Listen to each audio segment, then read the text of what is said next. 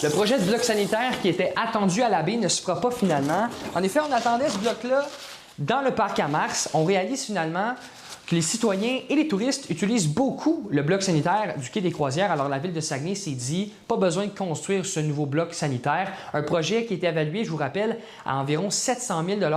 On vient sauver beaucoup d'argent, selon la ville de Saguenay. On est là pour gérer les finances de la ville de la manière la plus judicieuse possible. Et c'est sûr que dans un monde idéal, on aurait voulu offrir aux gens un bloc sanitaire, mais le projet, les appels d'offres ont fait en sorte qu'on s'est rendu compte que c'était beaucoup plus dispendieux que ce qu'on pensait. On était rendu à un coût de projet de plus d'1 million de dollars pour un bloc sanitaire, sans compter les frais d'opération parce qu'il faut nettoyer aussi les toilettes.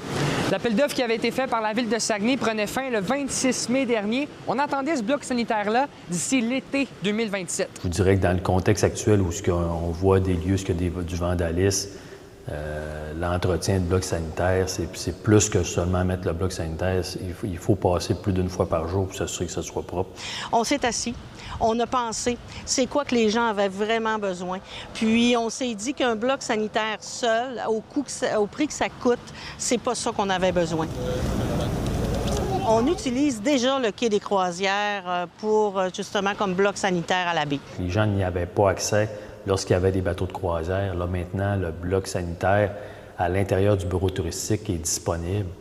Donc, on a préféré, dans le fond, s'assurer d'allonger les heures du bureau touristique en période où il y a des spectacles, entre autres, à l'Agora. Avant que le bloc sanitaire soit officiellement situé dans le bâtiment du quai des Croisières, la ville de Saguenay louait les toilettes de l'ancien Bistrot Victoria, un contrat d'une valeur de 400 000 $ qui s'échelonnait sur 10 ans, qui avait été signé en 2013. À Saguenay, Étienne Ouellette pour Nouveau Info.